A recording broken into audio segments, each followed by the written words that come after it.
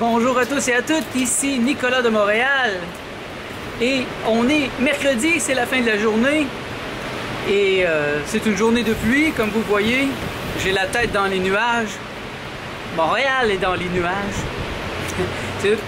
C'est spécial parce que quand j'étais au niveau du sol, jamais je n'étais très conscient de cela et puis là, c'est évident lorsqu'il pleut comme ça, on voit les nuages qui arrivent et qui repartent aussi vite souvent qu'ils sont arrivés. Vous entendez ce bruit, c'est très intense aujourd'hui. Parce que j'entends la pluie qui tombe sur tous les toits en même temps, en plus du bruit habituel. Et ça a été une journée chaude et humide. C'est difficile d'avancer parfois. Si vous êtes travailleur autonome comme moi, comprenez ce que je veux dire, c'est qu'il n'y a personne pour nous dire quoi faire. On n'a pas un patron comme ça qui nous jappe après pour nous botter le cul. Il faut soi-même se motiver. Et par moments, c'est plus difficile.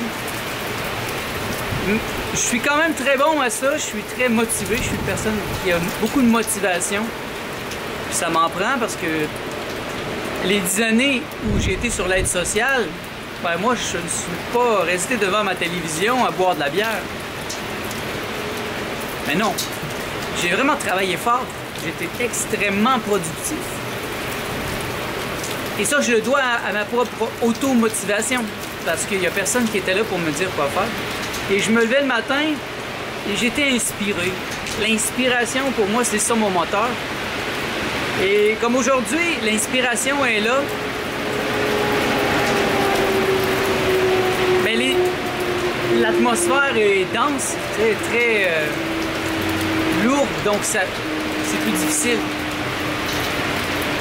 J'avais plusieurs contrats ce matin que j'ai fait comme ça rapidement et là je suis entré de plein pied dans la création de mon site. Hier j'ai placé les choses, j'ai commencé. Et quand ça arrive, j'ai de la misère à arrêter. Comme vous voyez, aujourd'hui, j'ai passé une partie de l'après-midi à monter le site, surtout l'étude de cas de Joanne Lazur. C'est beaucoup de travail, c'est ouf. Déjà, l'écrire le texte, c'était beaucoup de travail. Là, mettre en page ça sur mon site web, mon nouveau site web, mon Dieu, c'est incroyable. Parce qu'il faut que je fasse toutes les images. Il faut que ce soit parfait.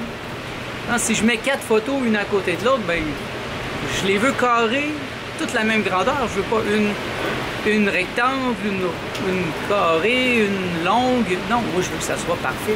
Je veux graphiquement que ça soit harmonieux. Donc ça me demande de chaque détail, reprendre chaque détail et m'assurer que tout est parfait. Et faire des recherches, des recherches d'images, par exemple des images qui ont été prises il y a 6 ans peut-être lorsque Joanne a fait son lancement de livre. Ben, il m'en reste une. Donc j'ai cherché partout. Et là j'ai demandé à Joanne, j'espère qu'elle les a. Parce que ce sont des belles images qui montrent le travail que j'ai fait. J'ai fait la pochette de ses livres, j'ai fait les CD, j'ai fait les signets aussi, des petits signets pour mettre dans le livre et les affiches, parce que j'ai fait beaucoup de choses qui sont dans les photos et je veux mettre ça en contexte.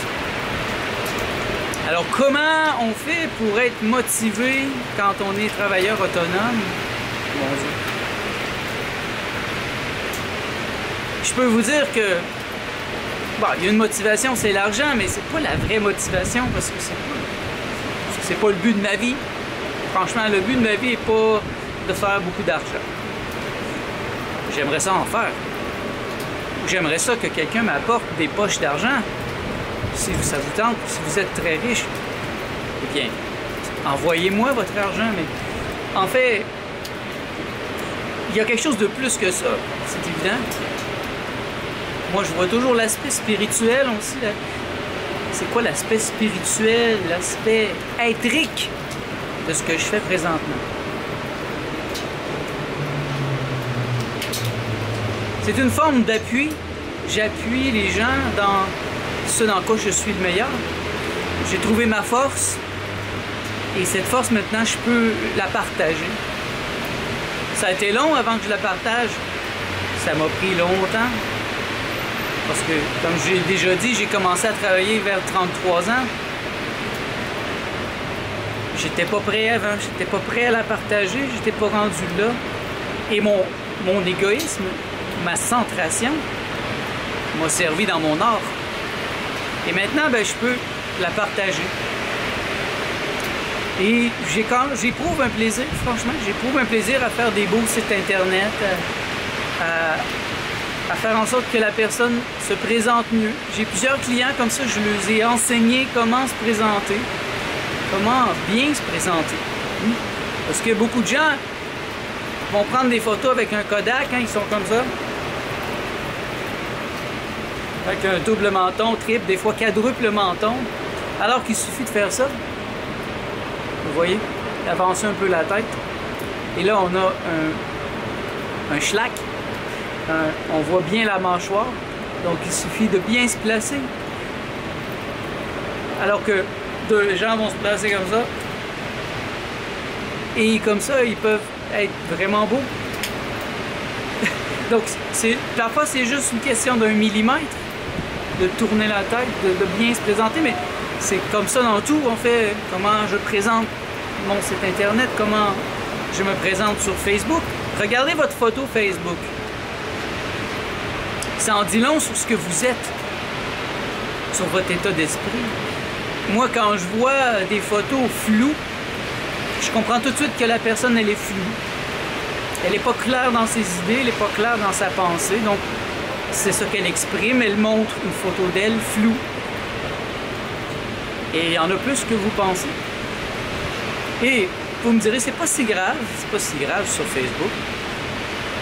Mais plusieurs personnes que je connais font ça sur leur site professionnel. Ils me donnent des photos floues, tout croche. Qu'est-ce que je fais avec ça?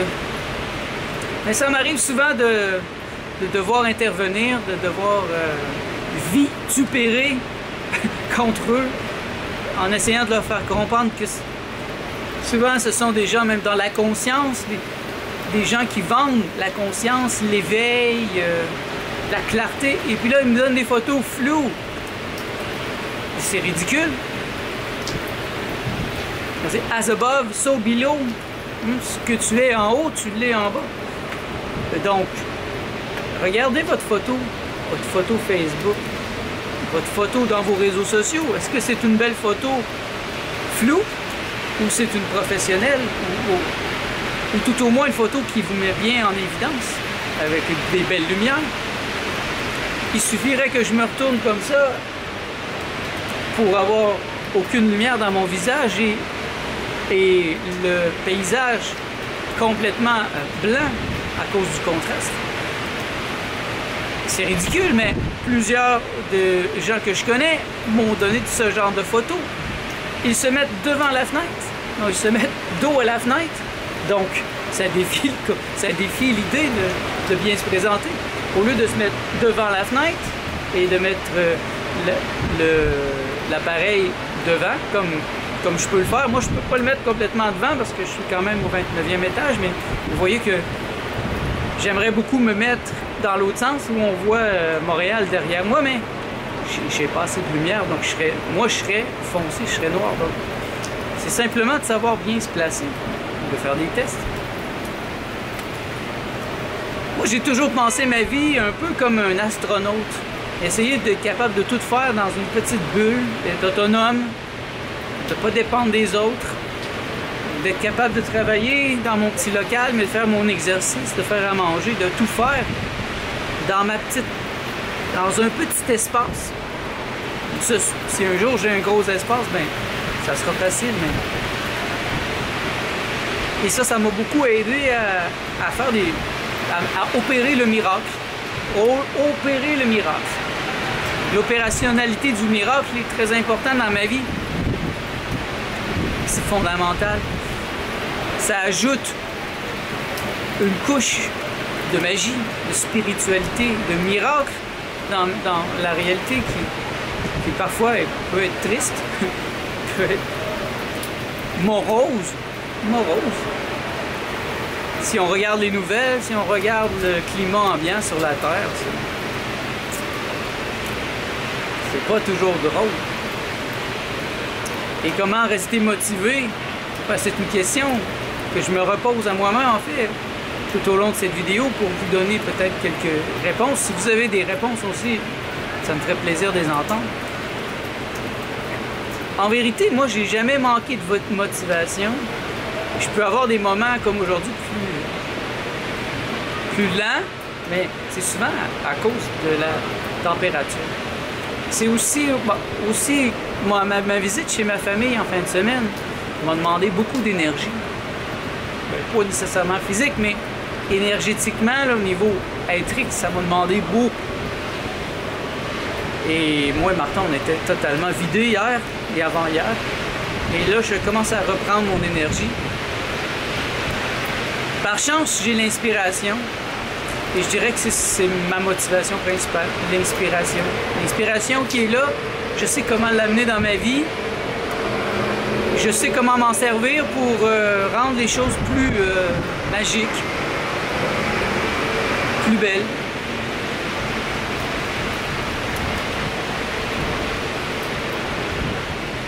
Et comment être motivé? Bon, là, ça, c'est une bonne question. Moi, ce qui me motive, c'est le plaisir que je retire, que je vais retirer de certaines choses. Donc, ce projet que je suis en train de faire, de renouveler ma proposition de service, et m'excite parce que ça me fait, ça m'enlève ma zone de confort, premièrement. Ça me fait pousser les limites. Il y a des choses que je fais présentement que je n'ai jamais fait. J'ai trouvé des informations nouvelles sur mon métier, sur comment faire en sorte que ça fonctionne. Il y a plein de choses que je ne savais pas parce que j'ai commencé comme ça on the fly il y a une dizaine d'années et ça a fonctionné et je me suis jamais trop posé de questions. Et là, il y a eu comme un essoufflement depuis les 2-3 dernières années, après des années intenses où j'avais de la misère à trouver du temps pour moi. Et donc là, c'est de trouver un juste milieu. Le juste milieu où j'ai quand même du temps pour moi, pour être avec Martha, du temps à ne rien faire, mais aussi où j'ai des demandes. J'ai des gens qui veulent travailler avec moi. Et toujours, le travail que je fais avec mes clients, même si ça ressemble juste à faire un site internet, c'est toujours plus que ça. C'est un coaching dans la présentation de soi, dans l'image de marque, en fait, c'est ça. Comment se présenter et comment bien se présenter. Comment changer certains mots. Par exemple, moi, je n'aime pas le mot « besoin ». Je n'aime pas avoir besoin.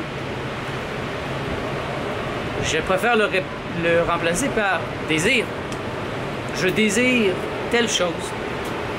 Bon, c'est sûr que j'ai besoin de manger, mais en même temps, quand on passe au niveau des désirs, de la métaphysique, bon, je désire être avec Martha. J'ai pas besoin d'elle, mais je la désire. Je désire qu'elle soit là dans ma vie. Je désire vivre ici, au centre-ville de Montréal. Mais j'en ai pas besoin. S'il fallait que je vive ailleurs, ben, je trouverais mon bonheur quand même. Mais mon désir profond est d'être ici. Et c'est ça le plus important. Quel est mon désir profond? Quel est votre désir profond? Quels sont vos désirs profonds? Si vous avez besoin de votre compagnon, votre compagne, votre conjoint, ben vous êtes malade. Il faut que vous ayez le désir de ces gens-là. Et si vous sentez que vous en avez besoin pour vivre, pour survivre, pour fonctionner, bien, faites quelque chose. Changez votre manière de penser pour ne plus avoir besoin d'eux. Et pour être là par plaisir, par désir. Donc le désir est très important. Je désire travailler. J'aurais pu faire autre chose, j'aurais pu trouver d'autres solutions, continuer à être sur l'aide sociale, trouver une femme riche. Mais j'ai trouvé que travailler, il y a une dizaine d'années, me ramenait dans le monde. m'obligeait à interagir avec les gens parce que sérieusement, je m'isolais. Je suis quelqu'un qui est très... peut être hermétiquement clos par moment et qui est vraiment dans l'intérieur. Je suis introverti, donc le fait de travailler m'oblige constamment à aller de l'avant, à rester dans le monde, à faire partie du monde. Parce que je suis quand même un mystique et j'aurais pu sortir, aller dans un endroit clos où je n'ai pas besoin de travailler, où je reçois de la nourriture. Ou comme les sadhus en Inde qui vont dans une grotte. Ça serait possible, mais ça serait pas moi, ça serait pas mon plaisir et c'est pas mon désir profond. Mon désir profond, c'est d'être ici, de vous parler à chaque jour, si possible, d'entendre parler de vous, de savoir que vous existez. Faites bouger les choses. Dites-moi que vous êtes là. Parce que pour l'instant, je vous entends pas fort. Donc, je veux vous entendre. Faites bouger les choses. Faites-moi voir que vous êtes là. Merci d'être à l'écoute. On se revoit dans le prochain vlog.